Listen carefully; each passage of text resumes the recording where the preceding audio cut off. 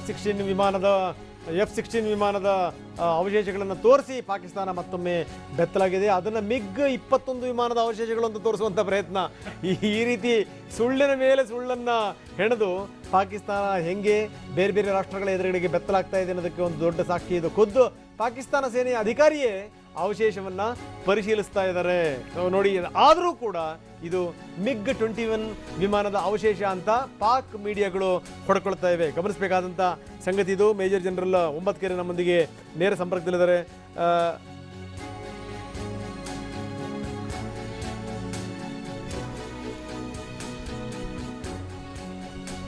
ನಾನು major general ಒಂಬತ್ಕೆರೆ ಅವರ ಹತ್ರ ಒಪಿನಿಯನ್ ತಗೊಳ್ತೀನಿ ಇದಕ್ಕೆ ಸಂಬಂಧಪಟ್ಟಂಗೆ. ಆದರೆ ಅದಕ್ಕಿಂತ ಮೊದಲು ಮತ್ತೊಂದು ಸರಿ ನಾವು ಫೋಟೋ ತೋರಿಸ್ತಾ ಇದ್ದೀವಿ. ಹೆಂಗೆ ಪಾಕಿಸ್ತಾನ ಮತ್ತೆ ಬೇರೆ ಬೇರೆ ರಾಷ್ಟ್ರಗಳ ಎದುರುಗಡೆಗೆ, ಜಗತ್ತಿನ ಎದುರುಗಡೆಗೆ ಮತ್ತೆ ಬೆತ್ತಲಾಗಿದೆ ಅನ್ನೋದಕ್ಕೆ ಬೆಸ್ಟ್ ಎಕ್ಸಾಂಪಲ್ ಇದು.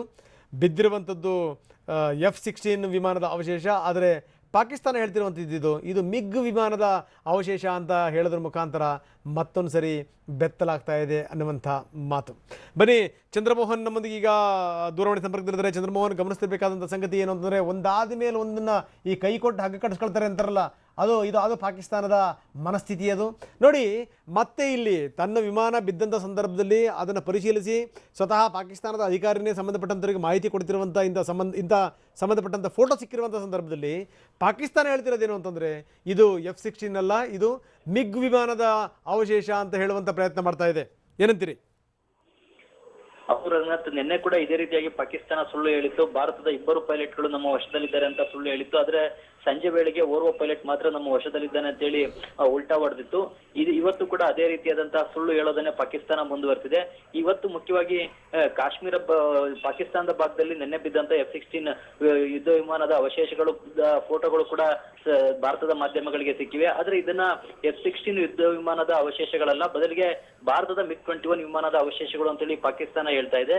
ಆದ್ರೆ ಅಲ್ಲಿ ವಿಮಾನದ ಅವಶೇಷಗಳು ನೋಡಿದ್ರೆ ಅವು F-16 ಯುದ್ಧ ವಿಮಾನದ ಅವಶೇಷಗಳು ಅನ್ನೋದು ಕೂಡ ಸ್ಪಷ್ಟವಾಗಿ ಗೊತ್ತಾಗುತ್ತೆ.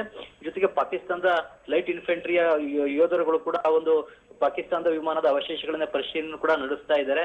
ಆದ್ರೂ ಕೂಡ ಪಾಕಿಸ್ತಾನ ಇದು ನಮ್ಮ ಯುದ್ಧ ವಿಮಾನ ಅಲ್ಲ, ಭಾರತದ ಯುದ್ಧ ವಿಮಾನದ ಅವಶೇಷಗಳು ಅಂತೇಳಿ ಸುಳ್ಳು ಹೇಳೋದನ್ನೇ ಮುಂದುವರೆದಿದೆ. ನಿನ್ನೆ ಪಾಕಿಸ್ತಾನ ತಮ್ಮ ಯುದ್ಧ ವಿಮಾನ ಬಿದ್ದಿರೋದ್ರ ಬಗ್ಗೆ ಯಾವುದೇ ಫೋಟೋಗಳನ್ನು ಕೂಡ ಬಿಡುಗಡೆನ ಮಾಡಿರಲಿಲ್ಲ, ಹೇಳಿಕೆಯನ್ನು ಕೂಡ ಕೊಟ್ಟಿರಲಿಲ್ಲ. ಆದ್ರೆ ಇವತ್ತು ಪಾಕಿಸ್ತಾನದ ಯುದ್ಧ ವಿಮಾನವನ್ನ ಭಾರತ ಹೊರದೊಳಿಸಿರ್ತಕ್ಕಂಥದ್ರದ ಅವಶೇಷಗಳ ಫೋಟೋಗಳು ಕೂಡ ಸಿಕ್ಕಿವೆ. ಮುಖ್ಯವಾಗಿ ಅಭಿನಂದನ್ ಅವರು ನಿನ್ನೆ MiG-21 ಯುದ್ಧ ವಿಮಾನದ ಮೂಲಕವಾಗಿ ಪಾಕಿಸ್ತಾನದ ಇದೇ F-16 ಯುದ್ಧ ವಿಮಾನವನ್ನ ಹೊರದೊಳಿಸಿದ್ರು. ಆ ಸಂದರ್ಭದಲ್ಲೇ ಆಕಸ್ಮಿಕವಾಗಿ ಅವರು ಅವರ ವಿಮಾನಕ್ಕೂ ಕೂಡ ಡಿಕ್ಕಿ ಹೊಡೆಸಿದ್ರಿಂದಾಗೇನೆ ಅಭಿನಂದನ್ ಅವರು ಪ್ಯಾರಾಚೂಟ್ ನ ಮೂಲಕ ಪಾಕಿಸ್ತಾನದ ಭೂಪ್ರದೇಶದಲ್ಲಿ ಇಳಿದಿದ್ದಾರೆ. ಹೀಗಾಗಿ ಅವರು ಈಗ ಪಾಕಿಸ್ತಾನದ ವಶದಲ್ಲಿದ್ದಾರೆ. ಈಗ ಪಾಕಿಸ್ತಾನದ ಯುದ್ಧ ವಿಮಾನವನ್ನು ಕೂಡ ಹೊರದೊಳಿಸಿದ್ದು ಅಭಿನಂದನ್ ಅಂತಾನೆ ಈಗ ಭಾರತದ ವಾಯುಪಡೆ ಕೂಡ ಹೇಳಿದೆ. ಈಗ ಮುಖ್ಯವಾಗಿ ಪಾಕಿಸ್ತಾನದ ಇವತ್ತು ಕೂಡ ಸುಳ್ಳು ಹೇಳೋದನ್ನೇ ಮುಂದುವರೆಸಿದೆ. ಜೊತೆಗೆ F-16 ಯುದ್ಧ ವಿಮಾನವನ್ನ ಭಾರತ ಹೊರದೊಳಿಸಿರೋದಕ್ಕೆ ಸಾಕ್ಷ್ಯ ಕೂಡ ಇವತ್ತು ಈ ಫೋಟೋದಿಂದಾಗಿ ಸಿಕ್ಕಿದೆ. ರಂಗನಾಥ್, ಓಕೆ, ಧನ್ಯವಾದ ತಮ್ಮೆಲ್ಲ ಮಾಹಿತಿಗೆ.